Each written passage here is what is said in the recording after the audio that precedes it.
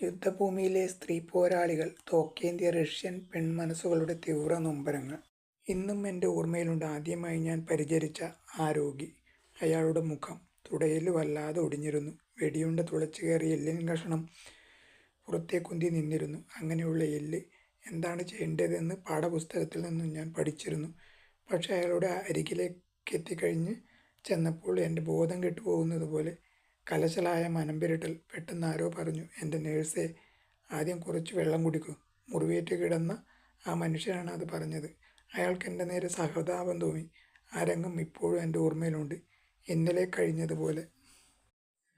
അയാളത് പറഞ്ഞപ്പോൾ എനിക്ക് സ്വബോധം വീണ്ടും കിട്ടി.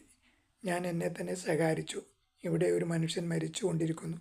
അപ്പോഴാണോ നിനക്ക് മോഹാലസ്യവും മനംപിരട്ടലും? കൊള്ളരുതാത്ത ട്രജനീവ് പെണ്ണെ, നീ ഇത്രയും ദുർബലയാണോ?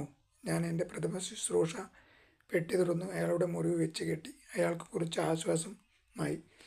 അതിനുശേഷം അയാൾക്ക് വേണ്ടതായ ചികിത്സ ചെയ്യാൻ എനിക്ക് സാധിച്ചു. ഇപ്പോൾ ഞാൻ യുദ്ധത്തെക്കുറിച്ചുള്ള സിനിമകൾ കാണാറുണ്ട്. യുദ്ധരംഗത്ത് നേഴ്സുമാർ എന്തൊരു വൃത്തിയും വെടുപ്പും. കട്ടിയുള്ള കാലുറകളല്ല, നല്ല സ്കേർട്ടാണ് ധരിച്ചിരുന്നത്. തലയിൽ ഭംഗിയുള്ള തൊപ്പി. അതൊന്നും യാഥാർത്ഥ്യമല്ല. ഞങ്ങൾ അങ്ങനെയൊക്കെയായിരുന്നു എങ്കിൽ മരണത്തിൻ്റെ വായിൽ നിന്ന് മുറിവേറ്റ ഒരു ഭടനെ വലിച്ചെടുക്കാൻ സാധിക്കുമായിരുന്നുവോ? ചുറ്റും മുറിവേറ്റ പുരുഷന്മാർ മാത്രം. അതിനിടയിൽ കൂടി ഇങ്ങനെയൊരു സ്കർട്ടും ധരിച്ച് ഒരു സ്ത്രീ മുട്ടിലഴിഞ്ഞു ചെല്ലുമോ?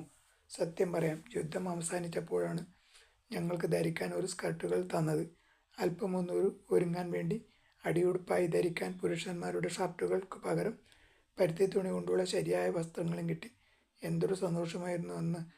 വളരെ നാളുകൾക്ക് ശേഷം വേണ്ട മാതിരിയിലുള്ള അടിവസ്ത്രങ്ങൾ. എന്തു ചെയ്യണമെന്നറിയാതെ കുറച്ചു നേരം ഞങ്ങൾ പരസ്പരം നോക്കി നിന്നു. യൂണിഫോമിൻ്റെ ബട്ടണുകൾ അഴിച്ച് പുത്തൻ അടിയുടുപ്പുകൾ തമ്മിൽ ഞങ്ങൾ പ്രദർശിപ്പിച്ചു.